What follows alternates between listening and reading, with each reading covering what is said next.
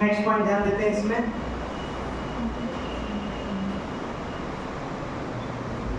अब देखिए इसमें जो भी हम लोग काइनेमेटिक्स, न्यूटन्स लॉ में कितने चैप्टर आते हैं? 3 चैप्टर, न्यूटन्स लॉ, फ्रिक्शन और सर्कुलर मोशन। ये तीनों के तीनों एक ही चैप्टर है, न्यूटन्स लॉ। क्लियर? इसमें एक बराबर हमें लगता है। तो काइनेमेटिक्स की बात करें, न्यूटन्स लॉ की बात करें या वर्क और एनर्जी की बात करें, जो इसके पहले पढ़ चुके हैं, तो उसमें जो जो टर्म हम लोग यूज किए थे, फिजिकल क्वांटिटी के बारे में पढ़े थे, अब उसी का एनालॉगस आपके सर्कुलर मोशन या रोटेशन में आने वाला है। किसका कौन जगह लेगा उसको देख लेते हैं। जैसे एक एक करके पढ़ते हैं। हम लोग काइनेमेटिक्स में जो पहला लेक्चर पढ़े थे वो था रेफरेंस फ्रेम, जिसको साथ में बोलते थे कि ओरिजिन, कोई हम रेफरेंस फ्रेम लेकर के अगर हम अपने आप ओरिजिन मानते हैं तो हम किसी भी पार्टिकल का पोजीशन डिसाइड कर सकते हैं कि मेरे रिस्पेक्ट में उसका पोजीशन इस डायरेक्शन में और इतने डिस्टेंस पर। क्लियर? तो इसका मतलब यहाँ पर रेफरेंस ओरिजिन को लेते हैं, तो यहाँ पर रेफरेंस किसको लेंगे? एक्सिस को नहीं, लाइन। देखिए ऐसे, जैसे इधर x और इधर y हो गया, ये 0,0 है। किसी पॉइंट का पोजीशन ओरिजिन के रिस्पेक्ट में ये होता था, जो डायरेक्शन भी बता रहा है और उनके बीच का डिस्टेंस बता रहा है। यहाँ पर जो प्योर रोटेशन में आएगा, तो ये तो आर्म हो गया पोजीशन डिफाइन करने का, और यहाँ पर जो है लाइन के रिस्पेक्ट में एंगुलर पोजीशन डिफाइन करेंगे। लाइन, ये रेफरेंस लाइन होगा, और इस रेफरेंस लाइन से अगर कोई चल करके कहीं यहाँ पहुँचता है, तो इस रेफरेंस लाइन से कितना एंगल गया वो क्या कहलाएगा? Angular position. ये क्या कहलाएगा? पोजीशन। बस एंगुलर वर्ड यूज करना है उसके पहले, वो आ जाएगा एंगुलर पोजीशन। ठीक है? मान लेते हैं पार्टिकल 0 टाइम पर यहाँ था, वो पार्टिकल यहाँ से घूमते हुए यहाँ पर आता है। ये R1 पोजीशन है और ये R2 पोजीशन है, यहाँ पर आता है R2 पोजीशन। तो डिस्प्लेसमेंट कैसे डिफाइन करते थे? Final position minus initial. उसी तरीके से रोटेशन में क्या होगा कि मान लेते हैं इनिशियल उसका एंगुलर पोजीशन ये है, और वो यहाँ से रोटेट करते हुए यहाँ पर पहुँच गया t टाइम पर, और इस लाइन के रिस्पेक्ट में जो ये नया वाला लाइन बना है, अब उसका एंगल आ गया थीटा फाइनल। तो यहाँ पर final angular position minus initial angular position, इसको बोलेंगे एंगुलर डिस्प्लेसमेंट। शायद रिलेट करके बता सकते हैं। क्लियर? और वो एंगुलर डिस्प्लेसमेंट ये होगा, फाइनल में से इनिशियल घटाएंगे तो ये एंगुलर डिस्प्लेसमेंट आएगा। तो जहां पर डिस्प्लेसमेंट है उसके जगह क्या हो जाएगा? एंगुलर डिस्प्लेसमेंट हो जाएगा। इसको हम बोलेंगे डेल्टा आर, और इसको बोल सकते हैं डेल्टा थीटा। एक तो ये इसको सब नोट कर दिए, तो एक दूसरे से कंपेयर करते हैं, आगे बढ़ते चलेंगे हम लोग। यहाँ पर रेफरेंस पॉइंट किसको लेते हैं? ओरिजिन, और वहां पर रेफरेंस लाइन किसको लेते हैं? लाइन के रिस्पेक्ट में एंगल डिफाइन करेंगे।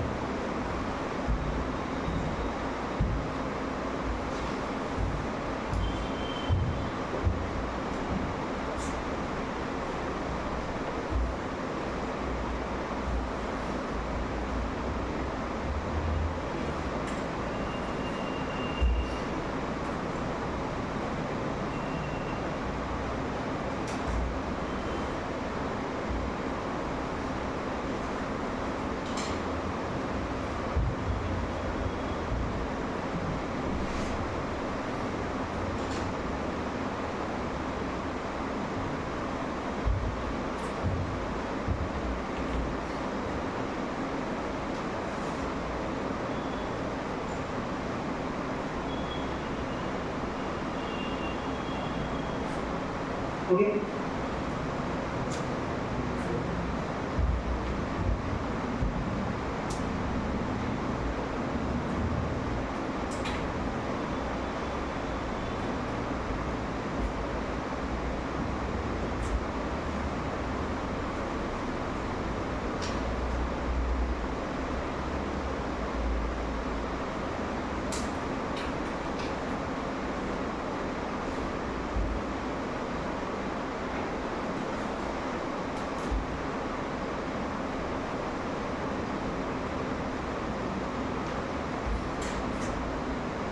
इधर अब इसके नीचे जो हम लिख लेते हैं जो एम्बागस होगा ये ट्रांसलेशनल रोटेशन का, जैसे यहाँ पर जो डिस्प्लेसमेंट होगा ये यहाँ पर एंगुलर डिस्प्लेसमेंट होगा, यहाँ पर जो वेलोसिटी को हम लोग v से डिनोट करते हैं, यहाँ पर एंगुलर वेलोसिटी को ओमेगा से डिनोट करेंगे, इनिशियल वेलोसिटी को u से, तो यहाँ पर ओमेगा नॉट से ज़्यादातर इसमें। उसके बाद आता था आपका मान लेते हैं एक्सेलरेशन, यहाँ पर एक्सेलरेशन होगा तो यहाँ पर एंगुलर एक्सेलरेशन होगा। उसके बाद क्या आता था काइनेटिक्स में तो समाप्त हो गया, ये तीन टर्म आया था, इसी बारे में पढ़ना था। उसका हम जब आए थे इसमें न्यूटन्स लॉ में मास आया था, यहाँ मास होगा तो उसका एनलॉगस यहाँ पर आई होगा, इसको बोलते हैं मोमेंट ऑफ इनर्शिया। अभी हम लोग टर्म को अच्छे समझ लेते हैं कि किसके जगह क्या आएगा, फिर आगे कॉन्सेप्ट को पढ़ेंगे। क्लियर है? अब इसमें जो है आपका क्या था इसमें फोर्स, यहाँ पर क्या आएगा उसके जगह टाउ से डिनोट करते हैं, ये ग्रीक लेटर है और इसको बोलते हैं टॉर्क। फिर उसके बाद क्या था न्यूटन्स लॉ, क्या पढ़े थे हम लोग मोमेंटम, उसको p से डिनोट करते थे। यहाँ पर आएगा एंगुलर मोमेंटम, इसको ज्यादातर l से डिनोट करते हैं, ये होगा एंगुलर मोमेंटम। और कोई टर्मिनोलॉजी जो नया हम लोग पढ़े थे इसमें?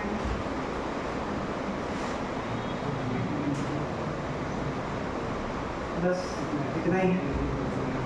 बाकी जो काइनेटिक एनर्जी है, काइनेटिक एनर्जी को रोटेशन क्या बोलेंगे?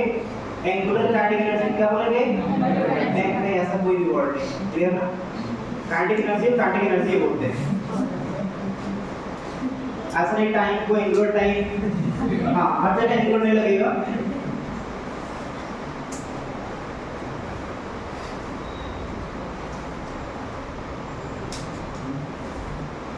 अब इसमें जो है अगर हम टर्म को केवल एक्सचेंज कर रहे हैं तो क्या क्या हम फार्मूला यहाँ से क्रिएट कर सकते हैं, एक एक करके देखते हैं। पहला, अगर हम एवरेज, वो भी आप एक दोनों साइड लिखते जाइएगा, ये लिखेंगे आप, इसको लिखते फिर इसको लिखा जाते हैं। थोड़ा वो पढ़ना पड़ेगा, पर दूसरी नहीं करना है, वो पढ़ना बढ़ते जाएंगे।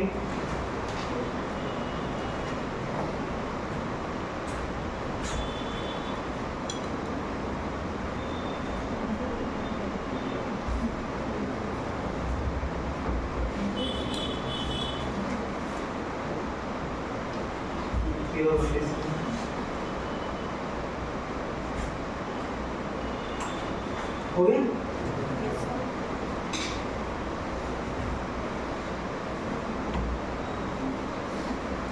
अरे डिस्प्लेसमेंट का अगला टॉपिक क्या है मैथमेटिक्स में? Average velocity. क्या था वो? डेल्टा आर में डेल्टा टी, और वेलोसिटी dr अपॉन dt। अगर हम प्योर रोटेशन में पढ़ेंगे तो यहाँ पर आ जाएगा एवरेज वेलोसिटी के पहले एंगुलर वर्ड लगा देंगे, आ जाएगा एवरेज एंगुलर वेलोसिटी। क्या लिखेंगे? ऐसा इसको कैसे डिनोट करते हैं? Omega average. ऐसे क्या होगा इसमें? Delta theta upon delta T. अच्छा, वेलोसिटी की बात यहाँ कर रहे हैं तो यहाँ किसकी बात करेंगे? अच्छा, एंगुलर वेलोसिटी को कैसे डिनोट करेंगे? ओमेगा से। यहाँ पर dr अपॉन dt था, यहाँ पर क्या आ जाएगा? r का जगह कौन लिया था? थीटा ना, तो जाएगा d थीटा अपॉन dt। यहाँ पर एवरेज, अच्छा एवरेज स्पीड आता है इसमें, इसमें वो टर्क नहीं आता, ये दिमाग रखना है। एवरेज स्पीड आता है लेकिन एवरेज एंगुलर स्पीड नहीं आता है, ये नहीं है टर्क। अगर देखना तो लिख भी सकते हैं तो फिर वो आएगा नहीं, तो कोई जोड़ उसका नहीं है। नेक्स्ट इसमें आएगा एवरेज एक्सेलरेशन। क्या होता है? Delta v upon delta t। यहाँ पर क्या आएगा? एवरेज एंगुलर एक्सेलरेशन, वो आएगा delta omega by delta. Delta omega मतलब क्या? Omega final minus omega initial divided by delta T, और एक्सेलरेशन आया था dv/dt, a से डिनोट किए थे। यहाँ पर आएगा अल्फा, जिसको बोलेंगे एंगुलर एक्सेलरेशन, और dv/dt है तो ये क्या हो जाएगा d ओमेगा/dt।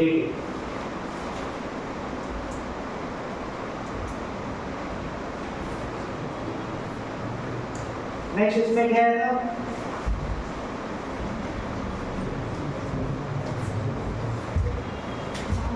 ग्राफ से रिलेटेड जैसे हम लोग पूछते थे।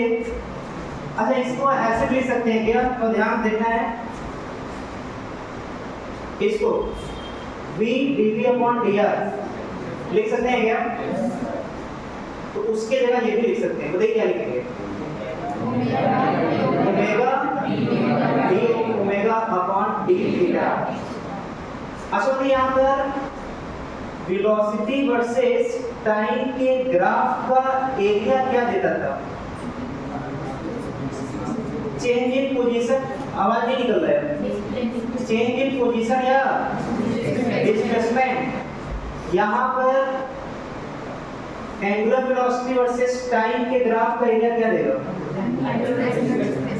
ये देगा डेल्टा थीटा, मतलब एंगुलर डिस्प्लेसमेंट।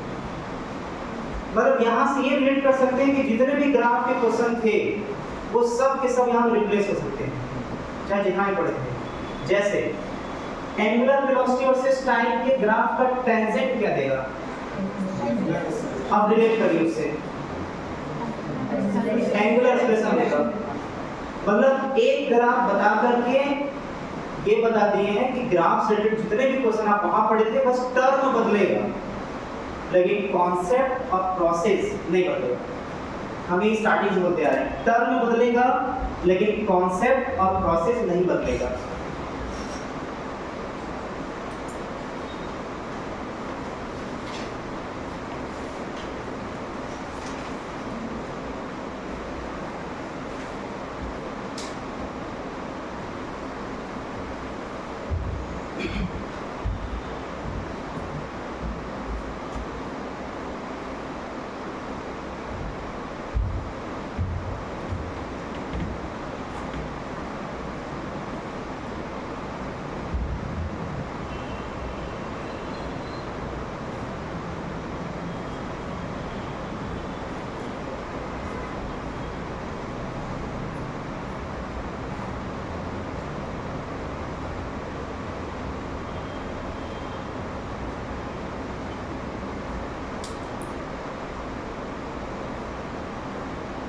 ओके,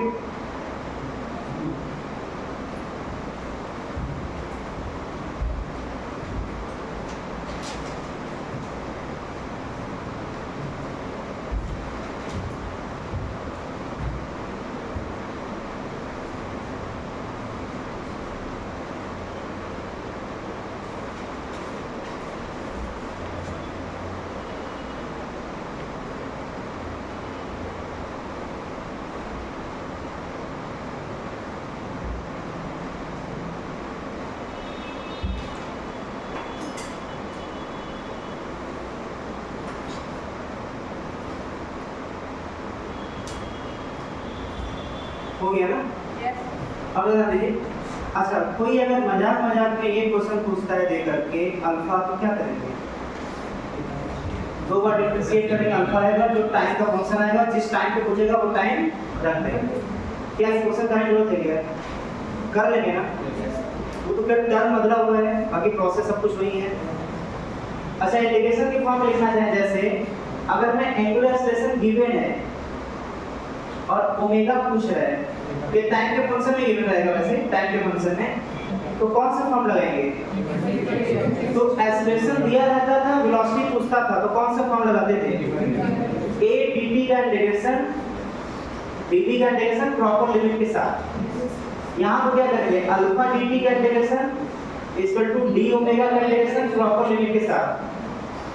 तो ये भी नहीं बदला है, तो मतलब एक तरह से इसको पूरा कहानी बना करके इससे कुछ हम सीख लेते हैं क्या, कि जो टर्म यहाँ पर है, क्योंकि ऐसे भरेंगे तो 3-4 इंटीग्रेशन का फॉर्मूला आएगा, 3-4 ग्राफ रिलेटेड आएगा, तो वो और पढ़ना बढ़ता जाएगा और हमें पढ़ना बचाना है।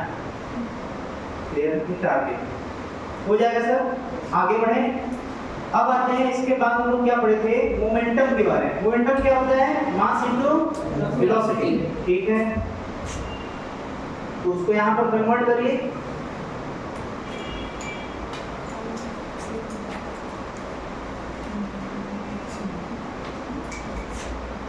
Momentum P is equal to mass into velocity। बताइए मोमेंटम की जगह अब यहाँ पर क्या आएगा? Angular momentum. किससे कैसे डिनोट करते हैं? अच्छा, m का जगह कौन लेता है? मोमेंट ऑफ इनर्शिया I, और वेलोसिटी जगह यहाँ से इसको लिख सकते हैं। अच्छा, फोर्स इज इक्वल टू क्या dp अपॉन dt होता है क्या? yes, अच्छा, average force is equal to delta p by delta t होता है क्या? yes, अच्छा, क्या p और t का जो ग्राफ का टेंजेंट होता है क्या वो फोर्स होता है क्या? थोड़ा है, मतलब ये y एक्सिस पर, ये x एक्सिस पर, तो उसका टेंजेंट क्या देगा? अच्छा, अगर यहाँ पर जो है अगर फोर्स और टाइम के ग्राफ का एरिया पूछे तो क्या देगा? फोर्स और टाइम के ग्राफ का एरिया, चेंज इन मोमेंटम, या उसी के कौन नाम से जानते हैं क्या? इम्पल्स। मतलब इम्पल्स या चेंज इन मोमेंटम किसके बीच ग्राफ का एरिया देगा? एफ के बीच का। अब इसी से रिलेटेड इस ग्राफ इसको देखते हैं। बताइए फोर्स का जगह कौन लेता है यहाँ पर? तो P का जगह L, P का जगह वो नहीं होते DL अपॉन dt। अच्छा, एवरेज टॉर्क क्या होगा? Average torque delta L upon delta. मतलब वो मजाक में अपने क्वेश्चन पूछ सकता है, वो I में देगा क्योंकि ये L final minus L initial होगा। ठीक है, किसी व्हील का जो है वो मोमेंट ऑफ इनर्शिया गिवन कर दिया, ध्यान सुनना है, और उसको इनिशियल टाइम 0 पर ओमेगा 1 से एक्सेलरेट कराते हुए ओमेगा 2 तक ले जाता है किसी t टाइम पर, तो टॉर्क पूछ देगा। अब देखिए सोचना कैसे है, अभी मत सोचिए, अभी हम लोग आते हैं जस्ट ट्रांसलेशनल वाले में। अगर हमें जो है वेलोसिटी दे दे v1 v2 और मास दे दे और t इक्वल टू 0 से लेकर के t इक्वल टू t मतलब टाइम इंटरवल भी दे दिया। अगर ऐसा होता ट्रांसलेशनल मोशन वाले में तो कैसे सॉल्व करते, फोर्स कैसे लाते? देखिए force equal to the delta p by delta t। तो ये क्या होता है? Change in momentum. अच्छा, मोमेंटम क्या होता है? मास इनटू वेलोसिटी, मतलब ये हो जाएगा m v final minus v initial bye delta t। बताइए इसका जगह कौन लेगा? I मतलब मोमेंट ऑफ इनर्शिया। ये क्या होगा? ये कौन होगा?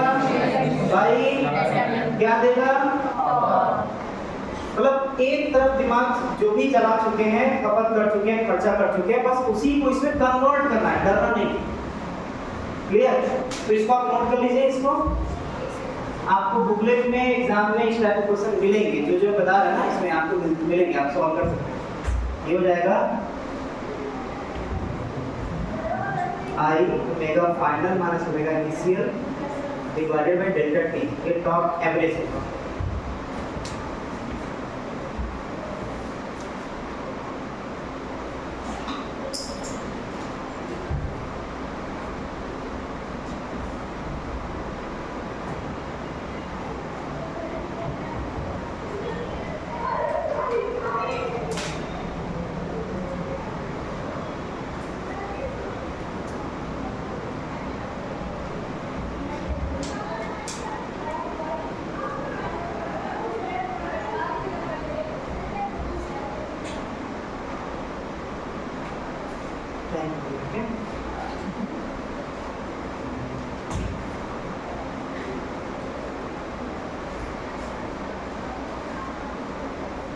आगे बढ़ा जाए 1-2 मिनट, देखा जाए जब स्टार्ट हो तो और भी क्लास पे कंप्लीट करते हैं। ये अगर इसमें अब जो है इसके बाद क्या इसमें हम लोग पढ़ चुके हैं काइनेटिक एनर्जी और मोमेंटम के बीच रिलेशन?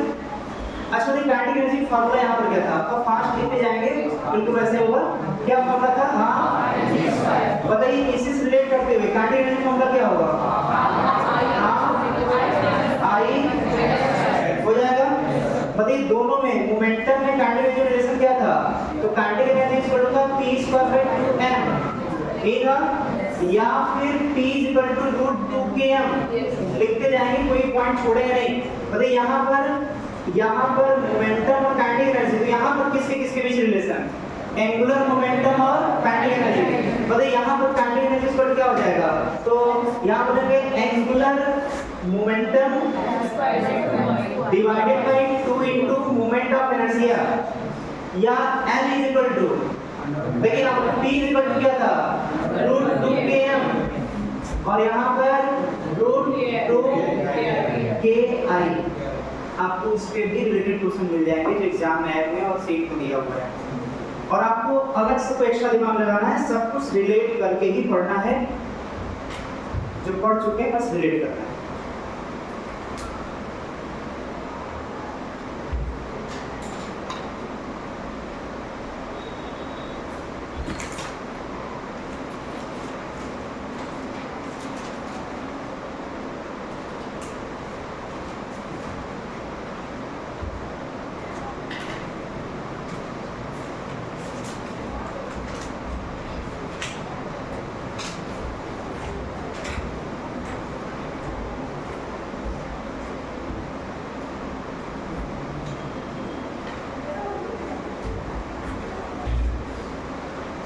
हो गया? अच्छा पोटेंशियल एनर्जी का फॉर्मूला यहाँ पर क्या होता है? mgh। यहाँ पर पोटेंशियल जी क्या हो जाएगा? हो जाएगा Ig थीटा। ऐसा नहीं करना है, ये एक ऐसा फॉर्मूला है जो वही रहेगा, ये नहीं बदलेगा। तो ये कैंसिल करके इसी को लिखना है। क्लियर?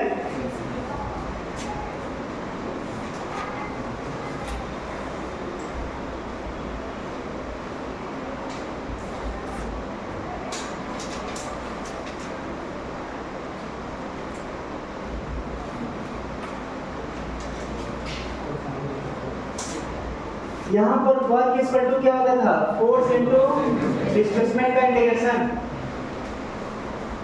तो यहाँ पर क्या होगा?